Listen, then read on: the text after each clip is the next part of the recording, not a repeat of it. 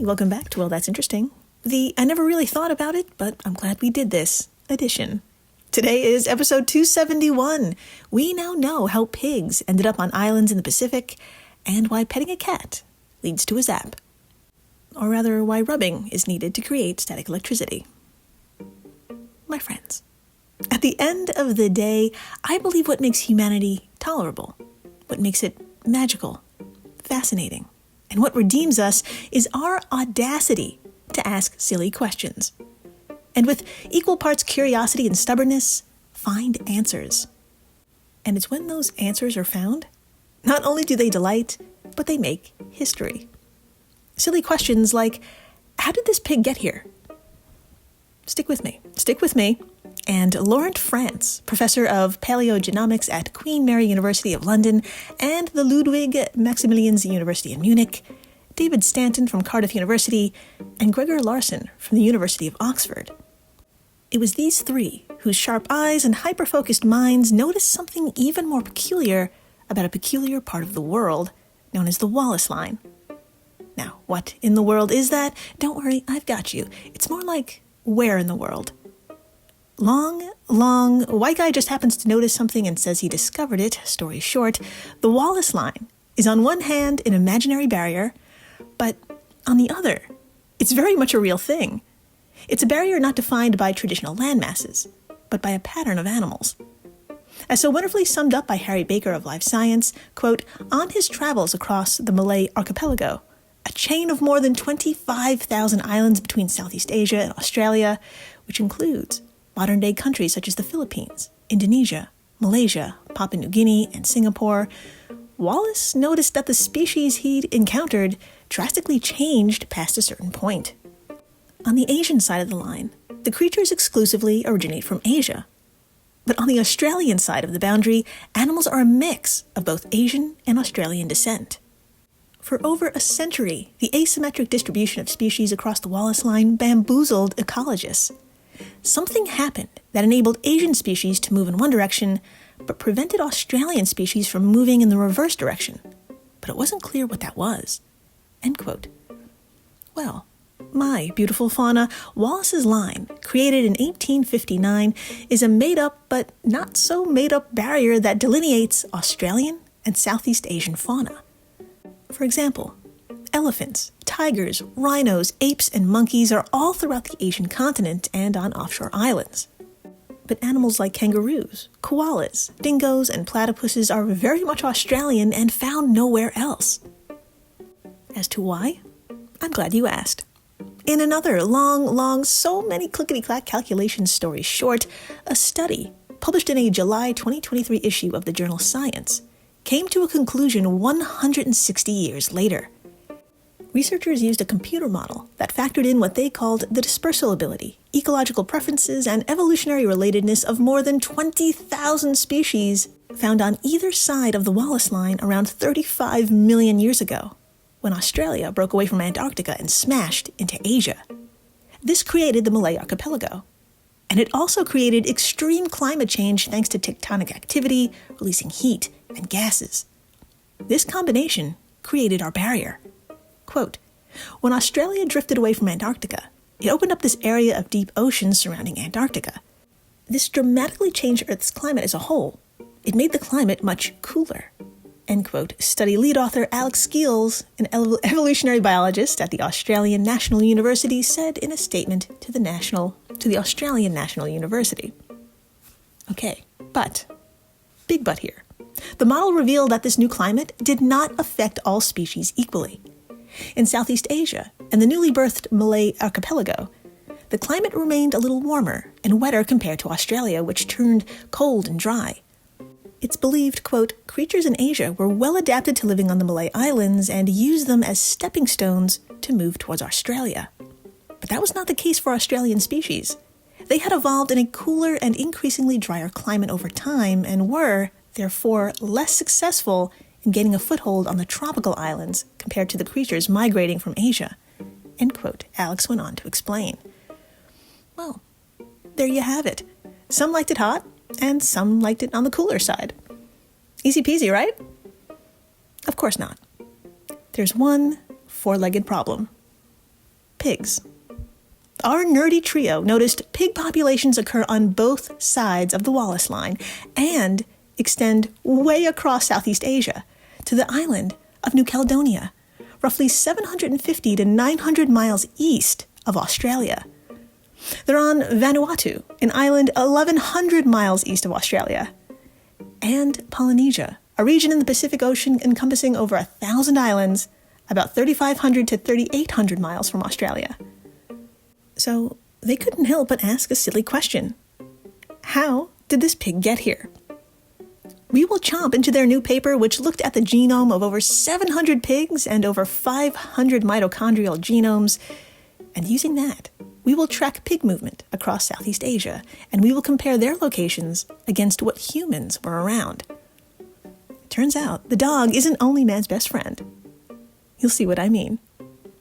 Then after the break, at the time of me writing these notes in early January of 2026, during a colder than normal winter in Maine, every time I lean down to smush my two cats, upon contact, we both get electrocuted. Well, that's a little dramatic. What I mean to say is that we both receive a quick zap. What's known as static electricity has been written about since the time of Aristotle, who credited fellow philosopher Thales of Miletus with the discovery after he was like, whoa, y'all, after I rub amber with a piece of fur, it picks up dust. Don't ask me why I was doing this. It's not your business, but the end result is pretty cool, right? This may come as a shock, no pun intended, but since 600 BCE in Thales' time, no one has been able to answer the following silly question. Why does the rubbing matter? No one's been able to figure this out until now. Quote, "For the first time, we are able to explain a mystery that nobody could before. Why rubbing matters. People have tried, but they could not explain experimental results without making assumptions that were not justified or justifiable. We now can, and the answer is surprisingly simple." End quote, said Northwestern University's Lawrence Marks in a statement to news.northwestern.edu. Oh, we will accompany Lawrence on his rubbing quest. We will get down and dirty on a nano-sized scale. We will look at surfaces and how those surfaces are shaped and their resistance to movement makes a difference. We'll also learn what static electricity is exactly, so get ready to lose electrons and gain them back in a painful way. In the meantime, hi, I'm Jill Chacha, and if this is your first time listening, welcome to the flock, my stunning business goose.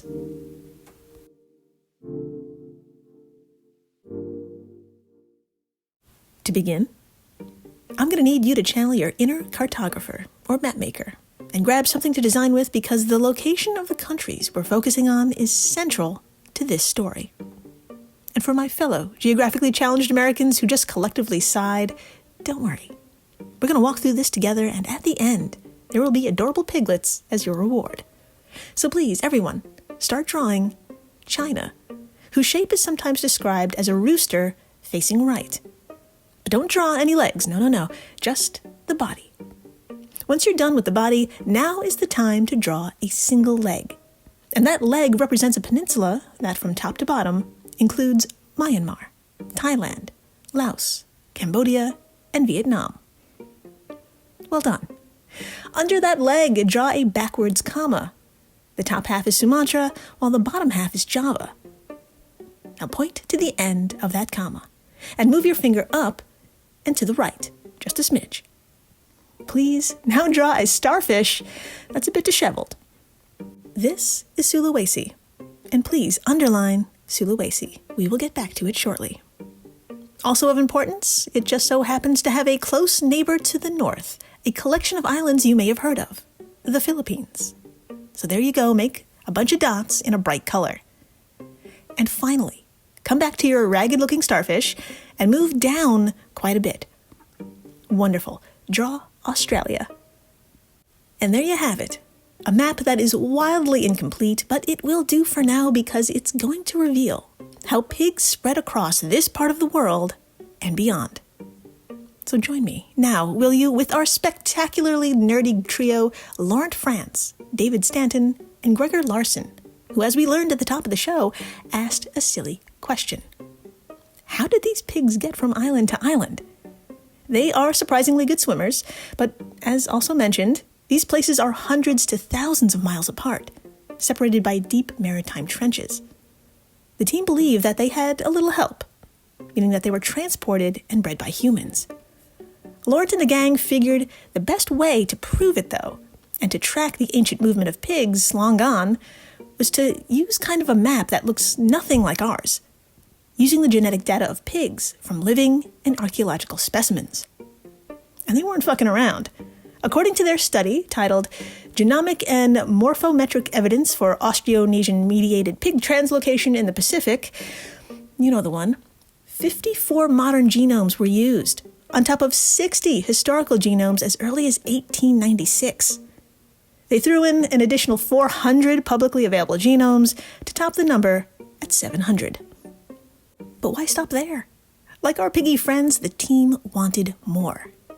So they also collected 585 samples of mitochondrial DNA used to construct and track maternal lineages.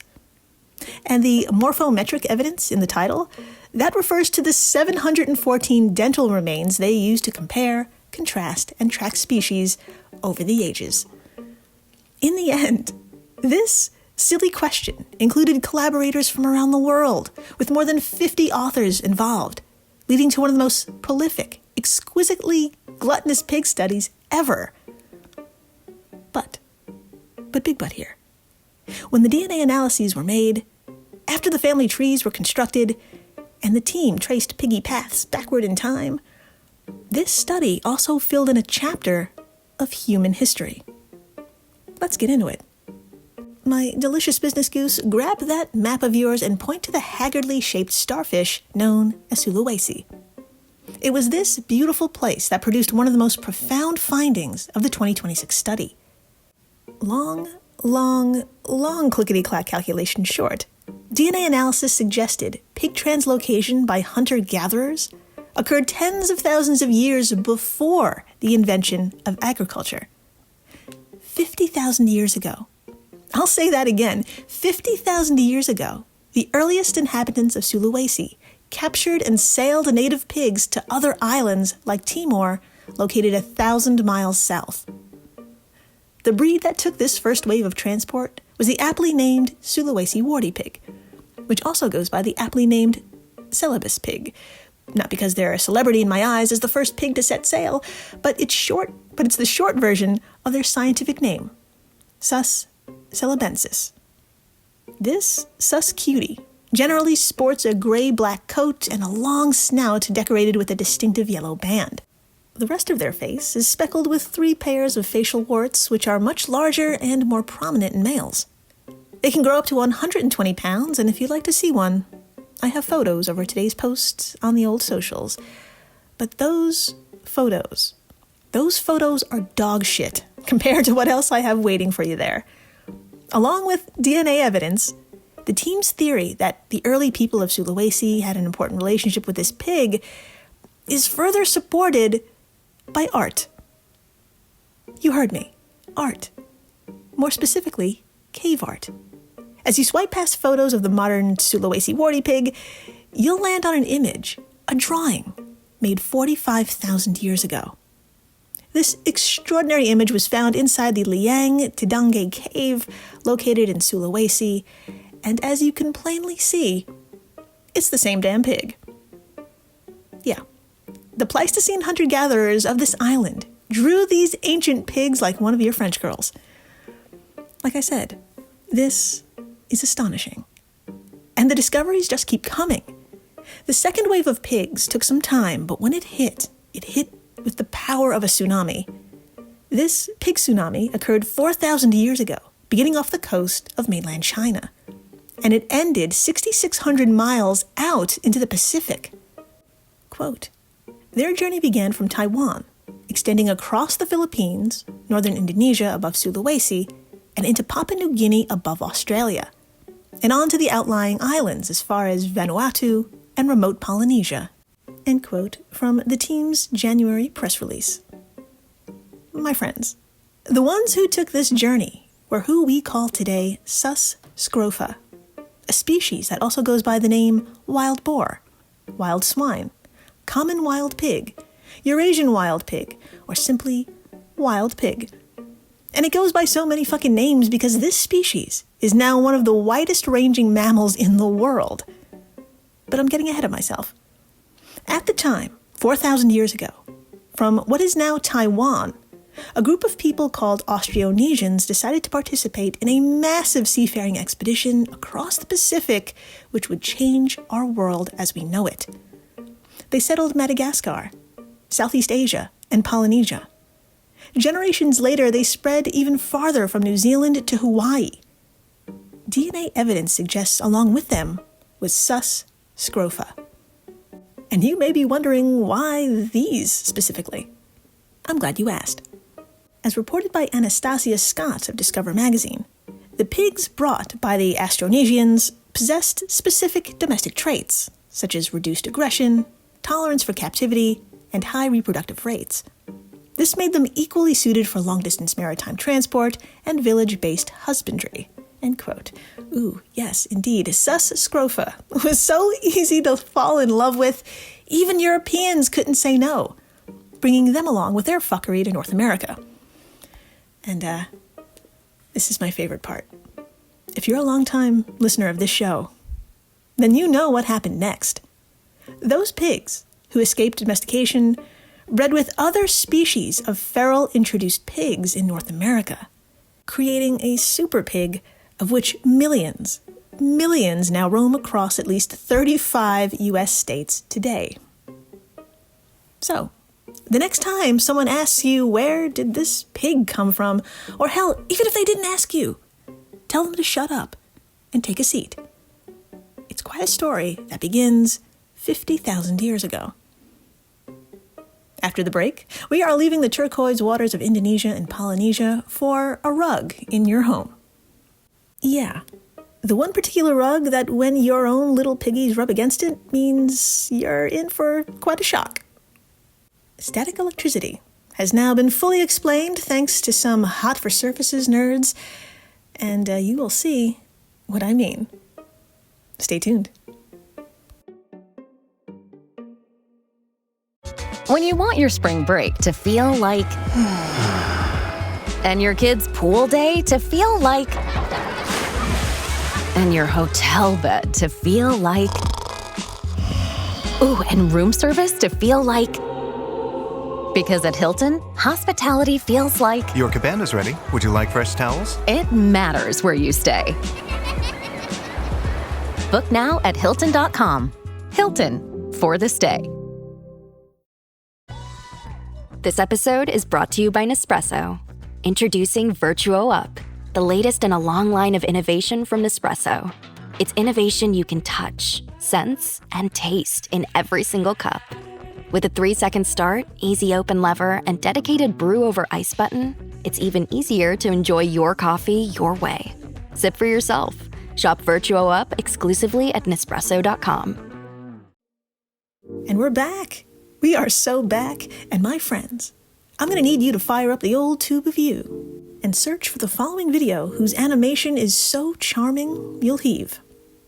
If you will, in the search bar, type in The Science of Static Electricity by Anuradha Bhagwat, and a 3-minute video uploaded by TED-Ed will pop up. As the title suggests, you and I are about to learn Static Electricity 101, how it is that two objects sometimes create a spark.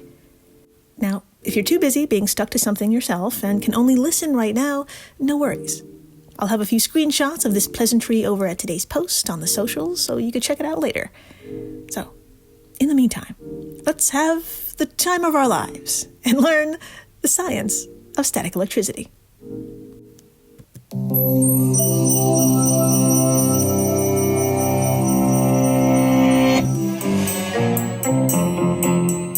It can strike without warning, at any moment. You may be walking across a soft carpet and reaching for the doorknob when suddenly, zap! To understand static electricity, we first need to know a bit about the nature of matter. All All matter is made up of atoms that consist of three types of smaller particles: negatively charged electrons, positively charged protons, and neutral neutrons. Normally, the electrons and protons in an atom balance out, which is why most matter you come across is electrically neutral. But electrons are tiny and almost insignificant in mass, and rubbing or friction can give loosely bound electrons enough energy to leave their atoms and attach to others, migrating between different surfaces. When this happens, the first object is left with more protons than electrons and becomes positively charged, while the one with more electrons accumulates a negative charge. This situation is called a charge imbalance, or net charge separation. But nature tends towards balance. So, when one of these newly charged bodies comes into contact with another material, the mobile electrons will take the first chance they get to go where they're most needed, either jumping off the negatively charged object or jumping onto the positively charged one, in an attempt to restore the neutral charge equilibrium. And this quick movement of electrons, called static discharge, is what we recognize as that sudden spark. This process doesn't happen with just any objects. Otherwise, you'd be getting zapped all the time. Conductors like metals and salt water tend to have loosely bound outer electrons, which can easily flow between molecules. On the other hand, insulators like plastics, rubber, and glass have tightly bound electrons that won't readily jump to other atoms. Static buildup is most likely to occur when one of the materials involved is an insulator. When you walk across a rug, electrons from your body will rub off onto it, while the rug's insulating wool will resist losing its own electrons.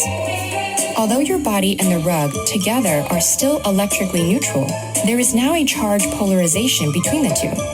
And when you reach to touch the doorknob, zap!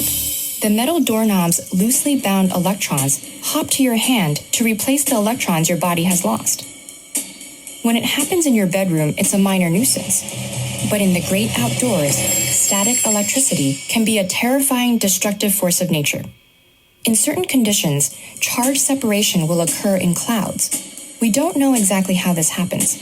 It may have to do with the circulation of water droplets and ice particles within them. Regardless, the charge imbalance is neutralized by being released towards another body, such as a building, the earth, or another cloud in a giant spark that we know as lightning.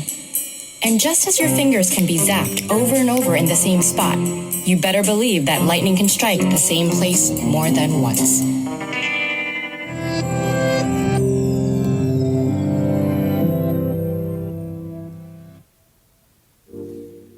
Well, goddamn. There you have it. All matter is made of atoms, which contain negatively charged electrons, positively charged protons, and neutral neutrons. Rubbing or friction can cause loosely bound electrons to leave their atoms and attach to others who are positively charged. This rapid movement of electrons is called static discharge, which we experience as a sudden spark. Done and done, am I right? Of course not. That sentence, the one about how electrons become loose, has been an absolute mystery since 600 BCE when philosopher Thales of Miletus was having private time with fur. Why is rubbing two objects together the means of producing static and not rolling or poking them? What's up with that? Well, join me, will you, in what already feels like a lifetime ago, 2024. You and I just so happen to be rubbing ourselves against one of the many labs within Northwestern, a university that also doesn't fuck around when it comes to research. The school has 20 centers, focusing on an equal number of areas, including neuroscience, nanotechnology, biotechnology, and drug discovery. Right now, we're looking over the shoulders of Lawrence Marks, who is, not to brag, but an expert in surface structures and a professor emeritus of material science and engineering at Northwestern University's McCormick School of Engineering. And there's Carl Olson, a PhD student in Mark's research group and the first author of the paper we're sliding against right now. After 6 years of painstaking work on a nanoscale, the two have finally answered that silly question. But to get to it, we first have to look at the team's earlier achievements. As reported by Amanda Morris of Northwestern, Lawrence and Carl zoomed the fuck in on objects and found that rubbing two materials together bends tiny protrusions on the surfaces of those materials. And those bent, deformed protrusions give rise to voltages. In an interview with Amanda, Lawrence noted, quote, "We had the seed of what was going on. However, like all seeds, it needed time to grow. Now it has blossomed. We developed a new model that calculates electrical current," end quote. My friends, in short, the researchers have figured out the exact, air quotes, recipe of physical forces that causes electricity to flow when two materials rub against each other. What they call elastic shear lies at the heart of that new model. To explain it, I'm going to read from the team's paper, and unfortunately this paragraph is the complete opposite of the charming video that we just watched/listened to. What I mean to say is that you'll burst into flames trying to understand it. The language is a lot, but have no fear, I will translate, and you'll never look at the surface of a balloon the same way again. Okay, here we go. Brace yourself. From the 2024 paper titled, "What Puts the Tribo in Triboelectricity?" Quote, "The model explains triboelectric currents during sliding that are a result of tangential forces breaking the contact symmetry. Bound charges due to flexoelectricity, mean inner potentials, and deformation potentials are asymmetrically distributed and compensated by free charges that are involved in charge transfer. When combined with sliding motion, this leads to a current." End quote. I said that was a lot, didn't I? Well, let's break this all down literally. Triboelectricity, or the process through which static electricity is generated by rubbing two things together, begins with rubbing, of course. And if we zoom in on the surface of the two objects involved, we'll notice that sliding one surface over the other, aka that tangential force, or sideways pressure, messes up their smooth surfaces. It's like sand being pushed into uneven ripples. But not only does their appearance change, the physical stress of sliding makes the front and back parts of that object experience different forces. This difference in forces causes asymmetrical electrical charges to build up on the front and back parts of the object. If we zoom in even fucking closer, we can actually see the three things happening that cause the charges, and they include those crazy words. Crazy word number 1, flexoelectricity, or when the microscopic bumps on the surface get bent or flexed. When this happens, they generate a tiny bit of electricity. 2, deformation potentials. When you squeeze or stretch a material, its internal electrical pockets change shape. And 3, mean inner potential shifts. The natural electrical landscape inside the material shifts. Because the sliding creates this microscopic chaos and uneven pockets of electricity, the material tries to fix the imbalance. Electrons that are loose and able to move, like the ones in a metal door handle or fur, rush in to try and compensate for the mess. Their movement creates the classic shock. Electrons now have been exchanged, and all is well and neutral. I told my 1-year-old cats this, and they had a look on their faces like, "Yeah, Mom, we know already, thanks." Well, now we all know, stupid humans.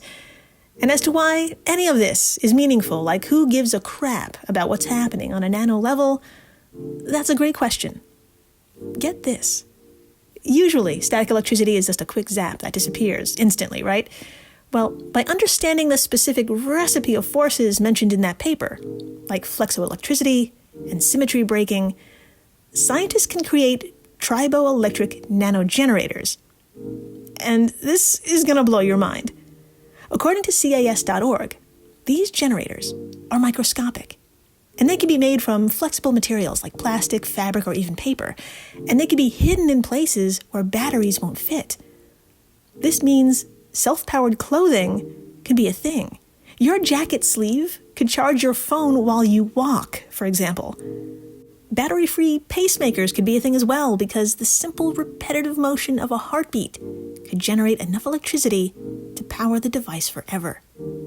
As reported by MDPI.com, tiny sensors could be placed inside bridges or airplane wings, and the natural vibration from traffic or wind would rub the internal layers of the generator together, powering the sensor to report back on the safety of the structure without ever needing a battery change. I told my 1-year-old cats this, and they had a look on their faces like, yeah, Mom, we already know. And thank you for listening, rating, subscribing, following, telling your friends how pigs got to the Philippines. Because I'm sure they're thinking about it constantly and it keeps them up at night. Now you can literally dive in and tell them how these little pigs got there. So we took them there because they're friends. Oh, not really, but... or why petting your cat hurts. Sometimes. Sometimes it has to do with static. And a painful thanks to the folks over at Airwave Media, the podcast network to which WTI belongs. If you love this show, and you do, you love the other podcasts in this family. And please, stay interesting.